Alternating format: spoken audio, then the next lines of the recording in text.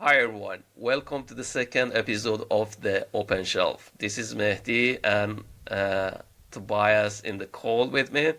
We are going to discuss about building small businesses in this episode. But before we jump into this topic, uh, Tobias, how's everything going on with you nowadays? I'm good. I'm good. Thanks, Mehdi. I'm just back from a long vacation in Spain. So back in cold Sweden now to back at work. But I'm quite excited about this year. So I'm all good with that, leaving the warmth behind and embracing the cold here. That's good. How about you? All good over there? Great. Berlin also is becoming a little bit cold. We had a bit of snow, nothing close to Stockholm, but yeah, it's getting cold here as well. Yeah, it's nice. It's so far so good things from my end as well. Nice. I think I've only been in Berlin in the summer actually. No, actually I've been there once in the winter as well for a Christmas market. That was nice. Yeah, I'm their a Christmas market huge is fan really of Berlin. nice. Yeah, it is. Yeah. So in the intro, it just hit me now that you said Tobias, and I usually say Mehdi, but you pronounce your name differently, and I pronounce my name differently. So it's one of these things that I think is interesting. I once had I was living in Scotland for a while, and some person asked me like what my name was. So I said, my name is Tobias, and he was rubbing his chin like, what? My name is Tobias, and he didn't understand. And after a while, he's like, Tobias, like he was correcting me on my own name. That was funny. But Yes, it's so how do it you is pronounce your name?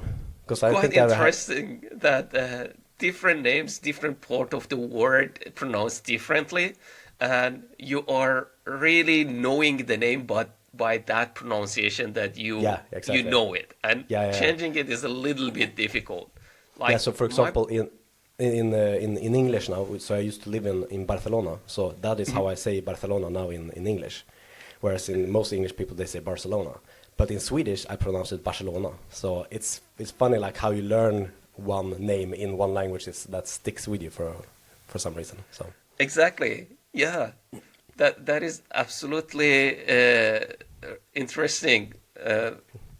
My name like pronounced Mehdi. It's that it is sounded differently when you said it. I was like, oh my god, I've been pronouncing it this is wrong all Mehdi. these years. Yeah, Oh, okay, okay, okay. So Mehdi, that's it. yep. Okay, good. Okay, but that's not why Alrighty. we're here today, is it? Yes, let's discuss a lot regarding this book called Imeth. Imeth is really interesting book and bestseller for quite a long time. This is about a person that spent a couple of decades on why some small business doesn't work, and he go through those nitty-gritty details and study several businesses to figure out why it doesn't work and how it can make it work. I find this book really interesting, and I find a lot of principle that they discuss this book that make perfect sense.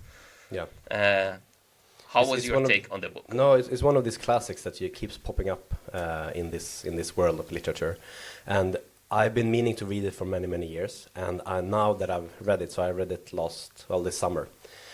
I wish that I read it, I don't know, 10, 15 years ago, because it would help me avoid so many mistakes that I've committed myself trying to build different businesses. Because I've built, I think it's 5 businesses now over this year. And I think most of them, like the biggest mistakes in them, have been addressed by this book. So it's a really good one to read if you want to build a sustainable business. Exactly. And of course, when you have been in that area, you can like look at it in hindsight and say, "Wow, this make Yeah, perfect sense." yeah, And it also in the book mentioned about this Chinese proverb, uh, "I hear and I forget, I see and I remember, I do and I understand."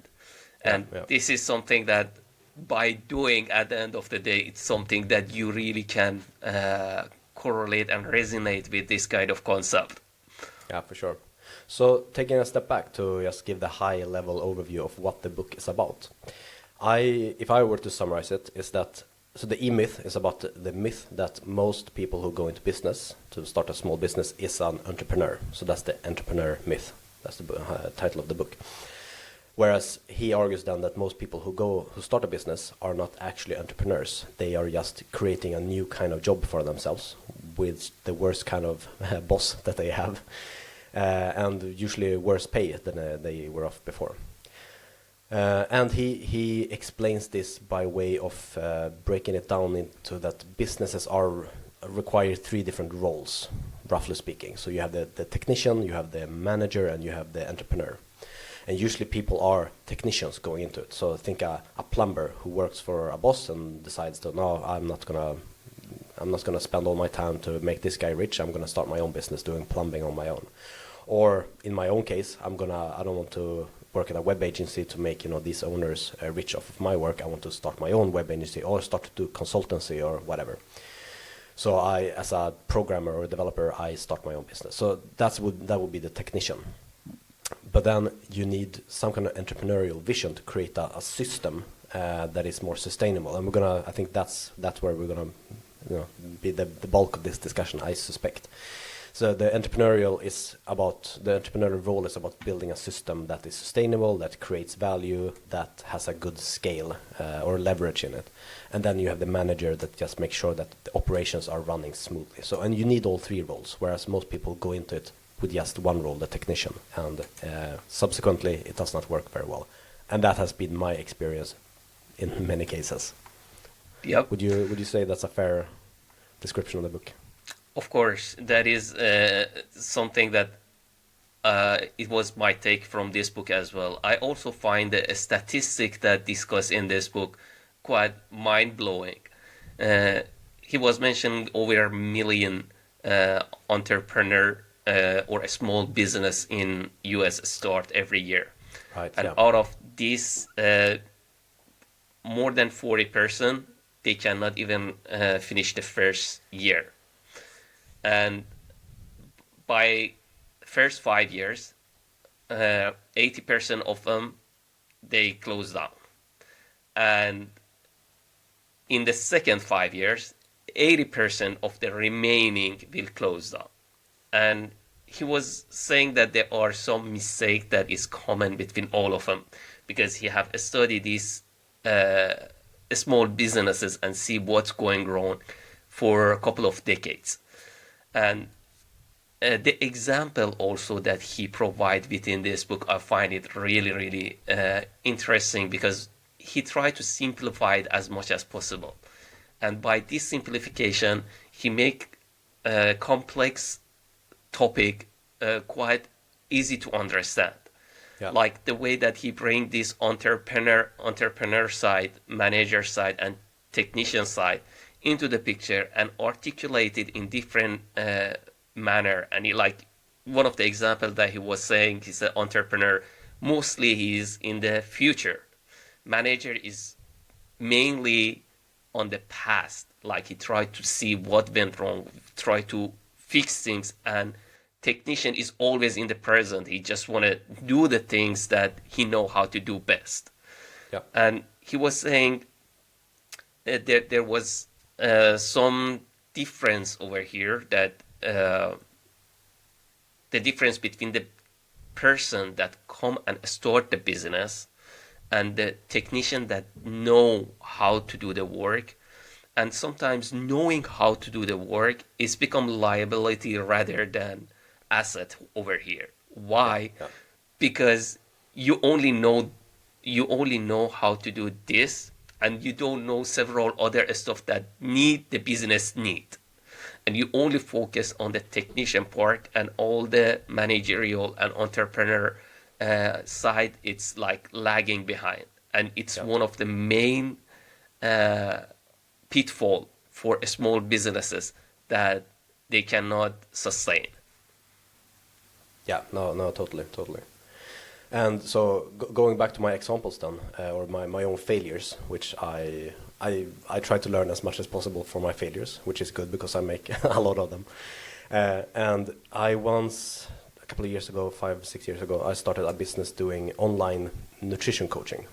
specifically for vegans, so to help people get into shape and get strong and fit. And I was quite good at the coaching, but then I didn't really build a system around it. So it was all ad hoc. Like I would wake up one morning and I had an email for someone, I would jump on a call, and then I would, do something else. And the marketing was just, I felt like writing about some specific topic, some kind of amino acid, and I would dive into that and write about that without really thinking about like the end the recipient of this. So everything was quite disjointed. It was just, me being a technician. I really was interested in nutrition. So then when I was trying to scale it up and build an actual business of it, the foundation was not there to build upon. So yeah, it did not work at all. If I had done it with this book instead, what I would have done is to, well, we can go into this next actually, because he talks about this idea of building a blueprint for your business, and how his quote, I have it here, is that the true product of a business is not what it sells, but how it sells it. The true product of a business is the business itself. So he spends a lot of time, Michael Gerber, to discuss about how to break your business down into a system, and then getting that system onto paper, so that you can actually define, you're forced to define how things are supposed to work, and then you get a chance to actually optimize it as well. So what I would have done is to set up a process for how to onboard new clients, how to do marketing on a weekly basis, how to check in with clients continuously, and so on and so forth. And so when it was time for me to hire a marketing person or another coach to help me out, I would just say, here's a blueprint, here's how you do it. Just follow the script and you're good. And then they would find pitfalls, and we would optimize it and tweak it over time. But not having that in place makes everything so much harder. So that was a big thing that I could have saved me a lot of headache, I think. Yep, totally understand, and I agree on that. Like the stages that he mentioned within the book was infancy, adolescence, and maturity. Right. The small businesses might survive in infancy level, but when they want to start growing up and bringing people into the picture to do the job, if they don't have the blueprint that you mentioned, they're going to be in trouble. Yep. And they never get to the maturity, because in adolescence, they need to know how to build a system, how to work on their business rather than in their business. And he discussed about the differentiation between delegation and abdication. And if you don't know how to build a system, if you don't know how things work and what kind of task you're currently working on, when you bring a new person, you are not delegating because you don't really have the model. You're abdicating. And abdication is a recipe for disaster. Sooner or later, this is going to not work, and you're going to say, hey, if you need to do the job right, you need to do it yourself.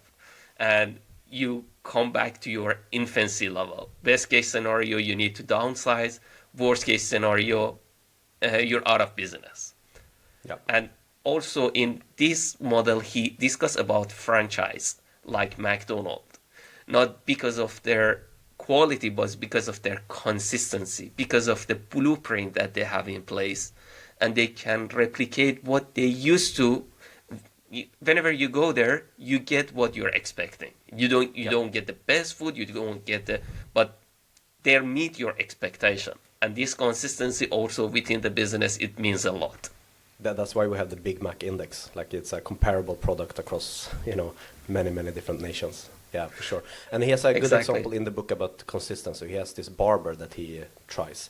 And his first visit to the barber, he gets they wash his hair, they give him a back rub, and then they cut his hair, and they bring him a cup of coffee, or, I can't remember all the details, but something like that. And then his next visit, he gets a tea instead, and they don't wash his hair.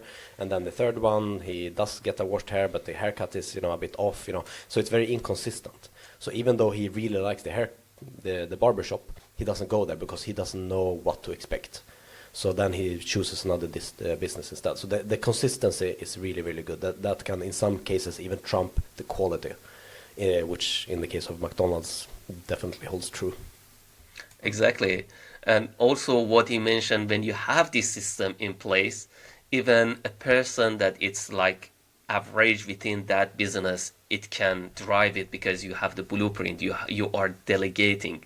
You Yeah. don't need the best expert in that area to bring it unless it's not gonna work. No, like McDonald's, they create a blueprint that it works no matter what. Like uh, also there is really great book called Built to Last by Jim Collin.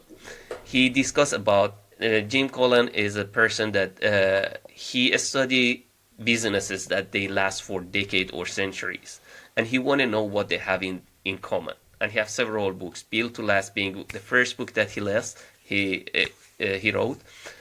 Within that book, he discussed about this concept of clock builder rather than time teller, and he's mentioning that within like clock builder they build a system, even the person that create this dynasty, it's not there, it's work just like a clock. People, they can tell the time although he's not around. They build a business, they get out of it, and the business works just like a clock because the system is in place. This is also a really great book that discussed with it, but in the enterprise level, not in startup level, in the enterprise level also. This is a principle that it works over there as well.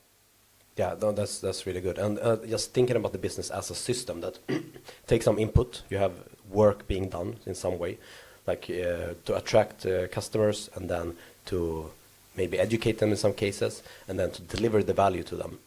And then if you can build a system where your inputs are lower, less than the outputs, so you're creating more value than it costs you, then you have a viable business, basically.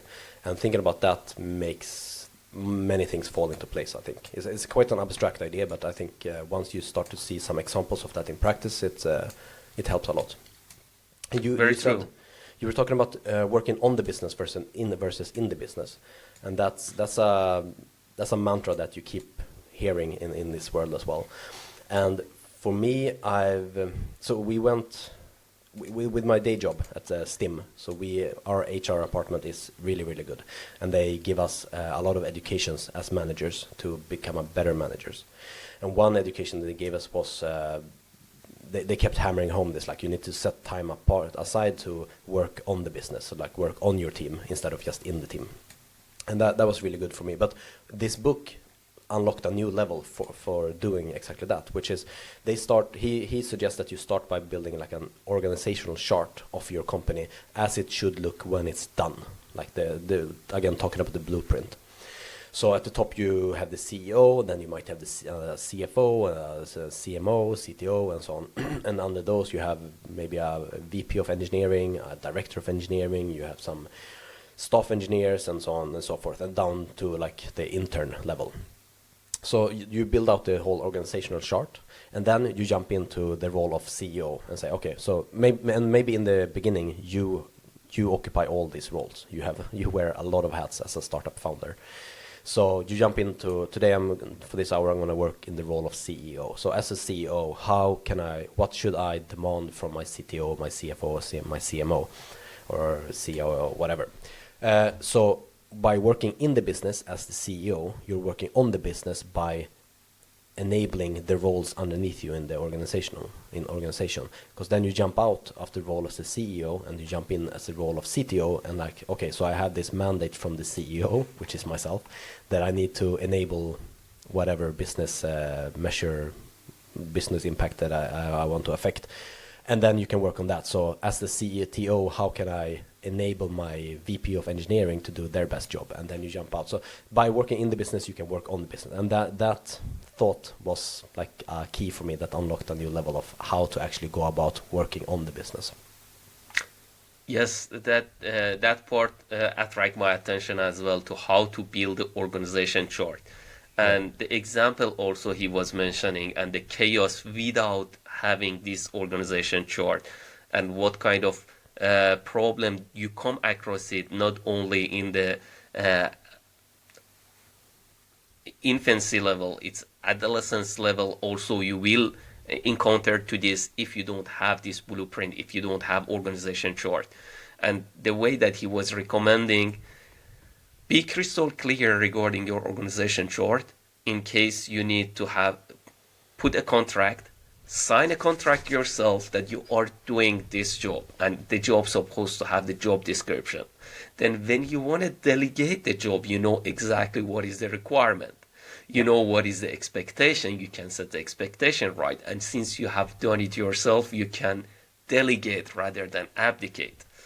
That organization chart part, it was really interesting and insightful as well. Yeah. And so again, speaking of my own failures, of which there are many, I once founded a web agency. So we developed web systems and websites for different companies. So we were 3 founders in this, and then we took on 1 employee and 1 intern. So we were 5 people at the most. But taking on this employee and this intern, it was like as we didn't really think it through. Like we didn't have a blueprint, we didn't have anything ready to give them. We did not define in advance like their role description or anything like that. So they came in and we were like just expecting them to figure out and do, you know, their work as if it was obvious, because for us it was obvious, and I think maybe different strokes for different folks as well. But if we had taken the time just to sit down and think like, okay, what kind of questions will they have? How can we make it more clear what their job description is? It would have been so much easier for them to onboard and also to grow it even further. That was a big mistake. So again, had I read this book, I don't know when we started this, 2009, 2010, 15 years ago, then that would have helped me a lot. Yeah, and these things are inevitable. There are biases and fallacies that we fall into it if we don't really look at it in perspective. Like there is an interesting book about fallacies and these biases that we have called The Art of Thinking Clearly. And one of the fallacies that they mention is regarding the biases that we have, that we think that since we know it, the other person supposed to know it as well. Yeah. And it discuss about it and give a quite interesting example that sometimes because you think that the other person know that as well, and it's called cognitive bias. I really like that book. It shows us a lot of biases and give quite interesting example about interesting. I love human biases and all the ways that humans suck. I think that's it's very interesting to learn about, but also very empowering, because by knowing your weaknesses you can work around them and you can make up for them in other ways. And in that niche of books, I can definitely recommend The Skeptics Guide to the Universe by Stephen Novella, I think his name is. Also really, really good about how humans' biases and weaknesses, cognitive weaknesses, make us think of make up ghosts and mediums and all these kind of things that we believe, extraterrestrials and everything, that are better explained by other mechanisms. I think that was a really good read as well. This is really interesting topic. I would love to have one episode dedicated for the biases and fallacies that we have. That would be cool. Yeah, for sure we will plan one episode for that. And regarding also building a business development process, one thing that within this book was discussed was innovation, quantification, and orchestration. And also, there was interesting that when he discussed about innovation, he said there is innovation versus creativity. Innovation is think about to do the things, and creativity is do the things to make it done. And it's like bring this example that when you only think about it, it's not good enough. You need to make it happen as well.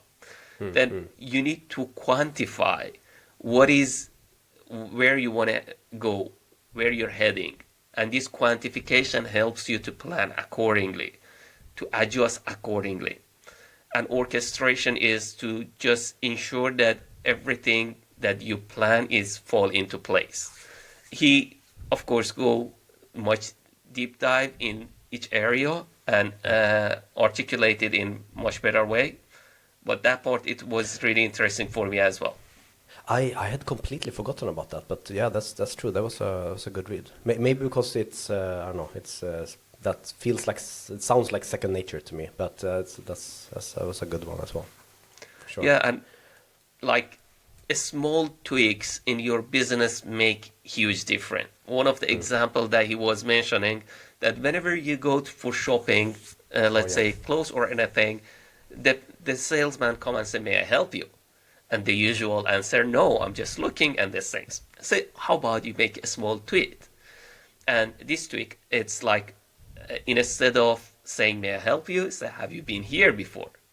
And you have prepared two separate plan for the people that they are the first timer there and for the people that they are revisiting. And only by doing so, 10 to 16% increase on the rate of the sale. But by only such a small tweak. Yeah, that's cool. Only wording. Also, he discussed about coloring, using the color, how could impact your business. Really a small tweaks that you feel like they are mundane and don't make much difference. He come and articulate it for you. It make much difference. And so, if I remember correctly, with that the color, they dressed in different colored suits, right? The exactly. So, and then by now everyone knows that you should wear a blue suit, I think it was. But they came to that conclusion by measuring and trying it out. So that's very cool. And I think one good takeaway from the book is that it's only if you have this in paper, or it's only if you have this written down, codified, that we wear blue suits or we wear brown suits or whatever, then you can make a change, you can tweak it in a systematic and structured manner. Because then we can make a change here and we try that out in isolation of everything else, and then we try a change here in the way we greet customers, and we try that out and evaluate it in isolation. So if you want to do it in a structured manner to learn about cause and effect and what actually drives the impact that is important for you, you need to write it down. You need to have it, some kind of shared understanding of this system that you have. Very true. And you touch on it regarding the commodity versus product. That was something also that I find it quite interesting. He was mentioning like commodity is the things that the customer walk out with it when it's come to your store. But the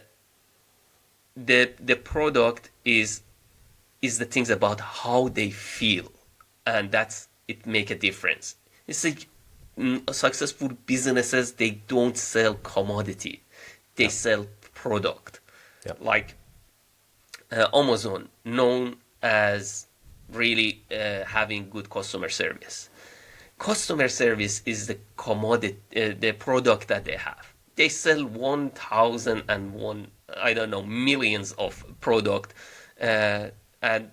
but their product is feeling you unique, that their customer service is unique. And it's like there is a store of everything that is about Jeff Bezos and how he started Amazon and everything.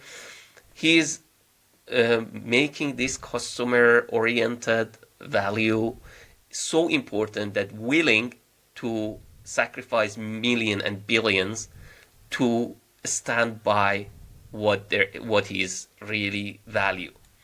Yeah.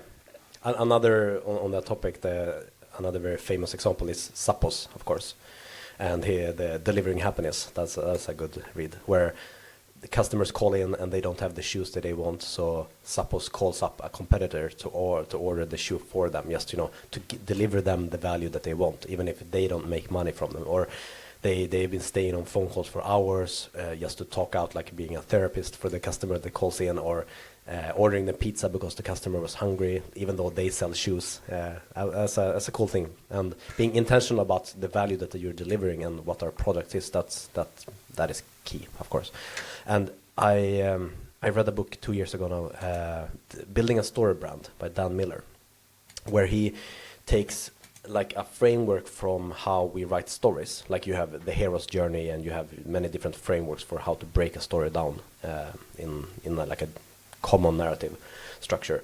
And he applies that into businesses. So in a business, the main idea from that book is basically that the customer is the hero in their story.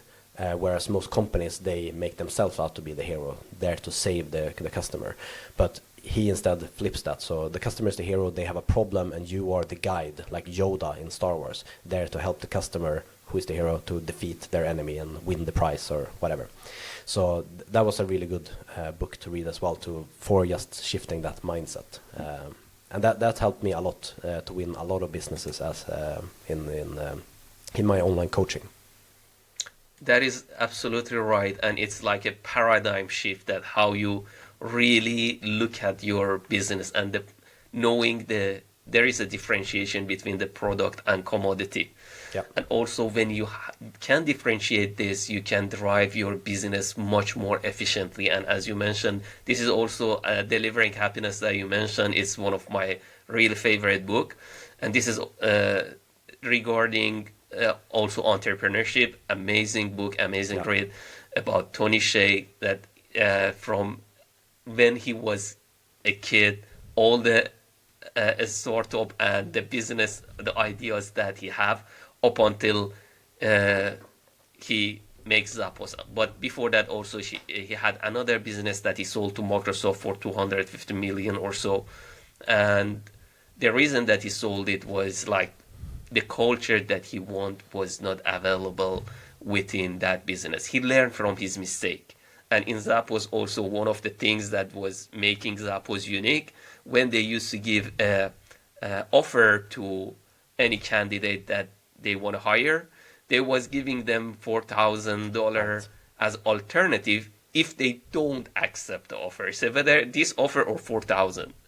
And that was a unique part also in Zappos that they discuss about, but it was part of the business to ensure that really qualified people, they come to their business, because these people that are representing the product that they want to sell, and the product was delivering happiness.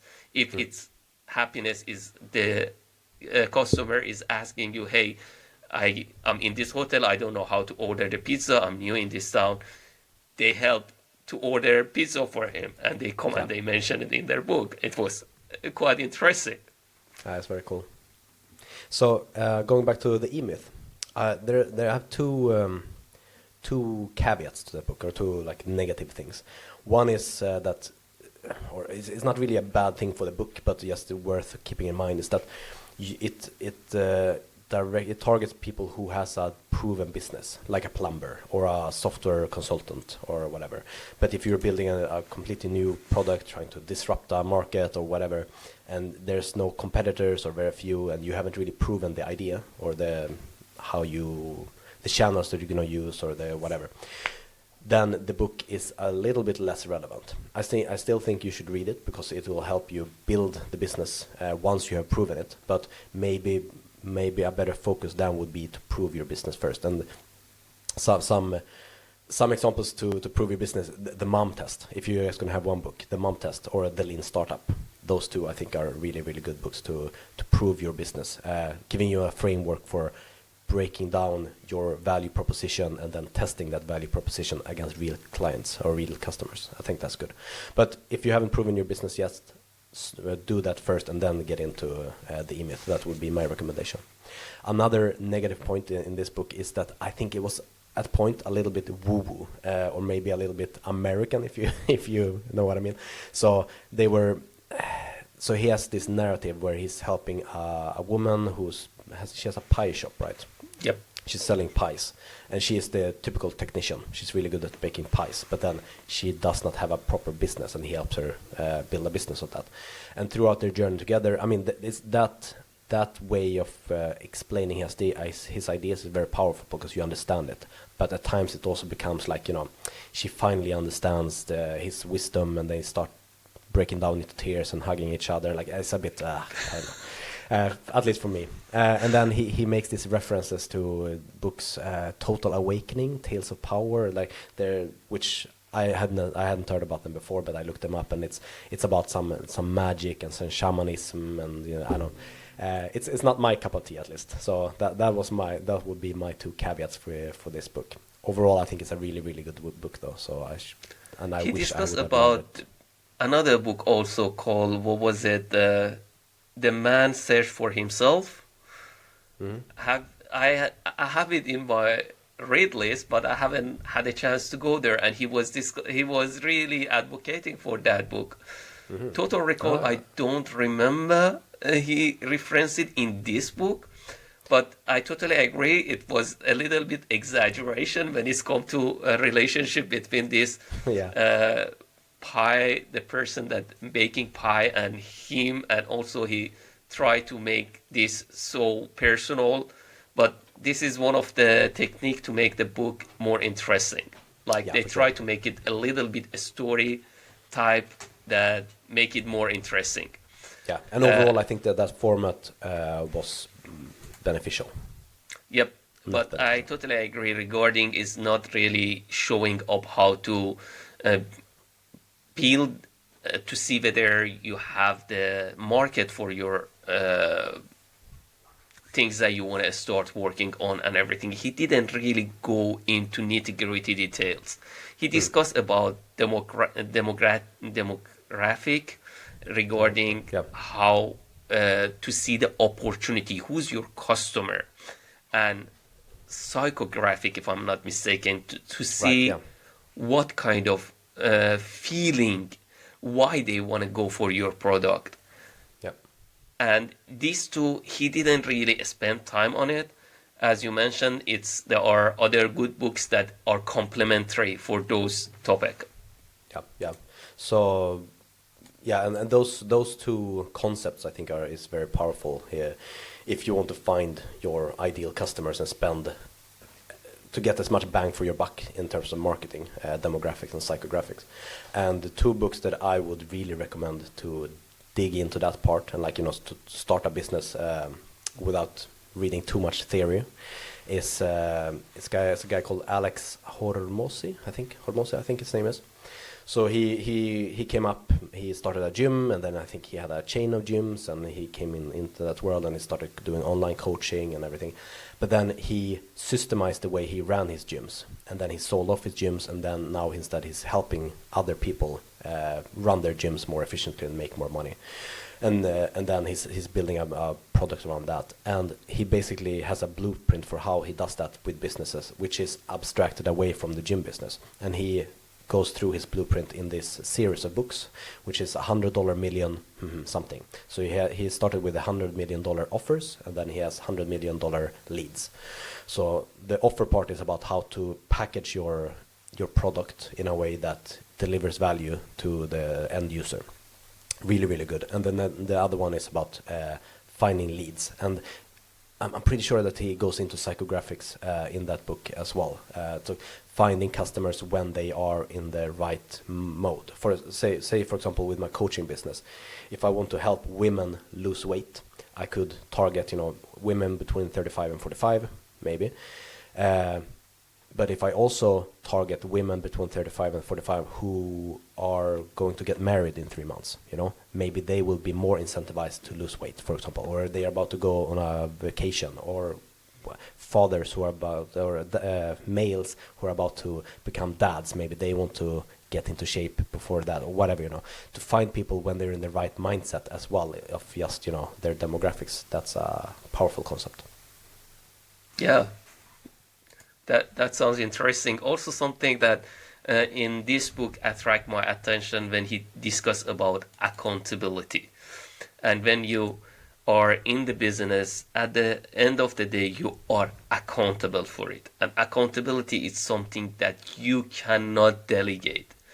This accountability, it's stay with you as a business owner, and you are Yeah, accountable for it. And if you try to delegate, accountability also is a recipe for disaster. yeah, yeah, for sure. And we touched upon that last episode with extreme ownership as well. Yep. How that changes everything if you have skin in the game as well. Those like aligning your incentives so that you you are incentivized to do the right thing, basically. Exactly, exactly. And how about for next episode? Do you have any idea or suggestion what should be? So I was gonna suggest, see how you feel about that we talk about. So we have talked a lot about the entrepreneurship, like finding systems and finding leverages, and we talked about the technician, the going into the business.